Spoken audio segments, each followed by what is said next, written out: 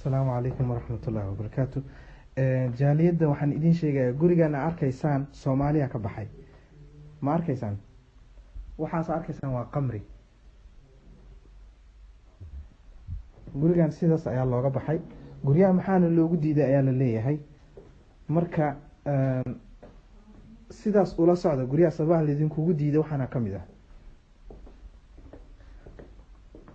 Isbuuca hore ayay ahayd guri aan soo dhigay.